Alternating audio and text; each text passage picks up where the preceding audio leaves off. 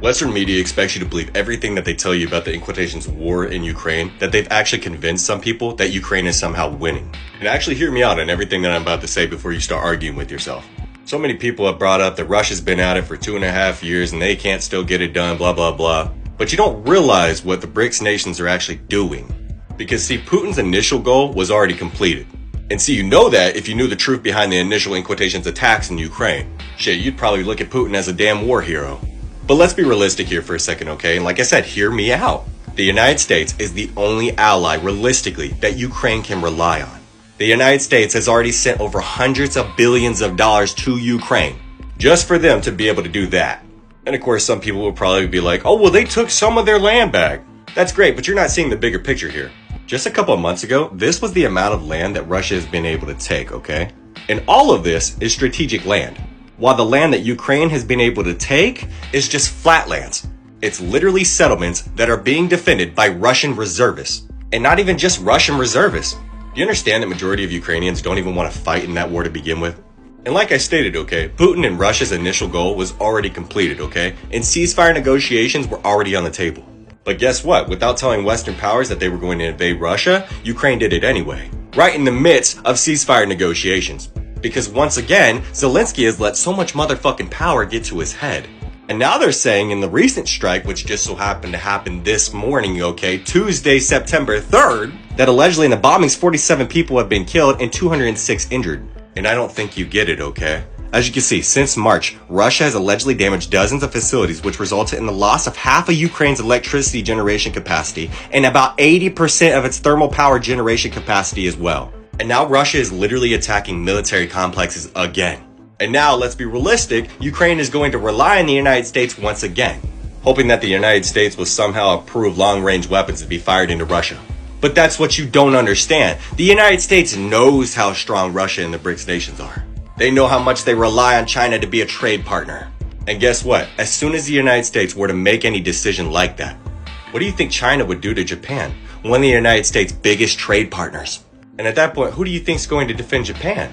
Because I'll tell you right now, majority of the United States citizens don't even want to fight a war for our leaders to begin with. Because majority of us are waking up to the actual truth, which is the fact that nobody should believe Western propaganda any longer. And that Putin was never actually the enemy to begin with. And the only reason that you believe that is because you allow your leaders, who still don't give any benefits for your homeless veterans, to form an opinion for you because you aren't capable of forming that opinion for yourself. If you wanted to actually form an opinion for yourself, you would be realistic about this entire situation to begin with, such as looking at what's happening in Venezuela right now. Do keep in mind, Venezuela has a very large oil production, okay? And guess what? Venezuela is a declared member of the BRICS nations. And without that petrodollar agreement in the Middle East, where do you think the United States is going to get its oil from? You're definitely not going to try a coup or anything. Especially not since Russia has claimed that they found an Antarctic region that could supply them with up to 500 billions of barrels of oil. At this point, the Western powers wouldn't dare intervene in this conflict in Ukraine any longer. Nor will the American people allow them to. This country can't even take care of its own citizens, let alone the migrants that they're allowing to cross over the border. But then again, that in itself really makes you think, doesn't it? This is all called strategic warfare. Quite literally dismantling the United States economy and its society as a whole. And throughout the past couple of years, Russia and BRICS has managed to easily do that. Literally just with Ukraine and Israel. And what do you think is going to realistically happen with Israel and Ukraine when things pop off? Do you really think that the United States is going to come to their support? Do you know how much that would put this nation at risk? The United States, especially without an actual cognitive leader, can barely even afford that. And do you think NATO is really going to do something? If you truly think that NATO can handle these conflicts without the United States support, you are choosing to be delusional. And you don't understand what's actually realistically happening to the United States economy at this moment.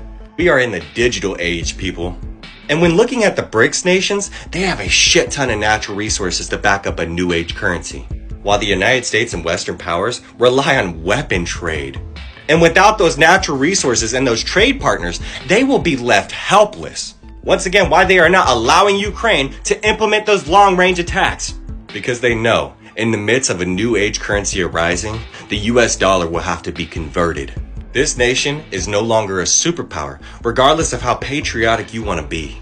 And you can think that you're as superior as you want to be, but as soon as Kamala Harris chooses to take assault weapons away, The aspect of self-defense disappears from your reality. And guess what happens at that point? I'm sure the answer is obvious in itself. So in reality, you should stand up on the 2 feet that you have. You should use the voice that you have without allowing your supposed leaders to be the voice for you. And you should demand that this country's leaders only focus on the American people instead. Because Russia and the BRICS nations have been playing a game of chess, while the United States and Western powers have been playing checkers. And now is the time to get in touch with reality, people. Regardless of what candidate you want to be voted into office. The result, if we continue to supply these nations, will unfortunately be the same. And the only reason that you don't think that it will be is because, once again, you choose to believe Western propaganda instead.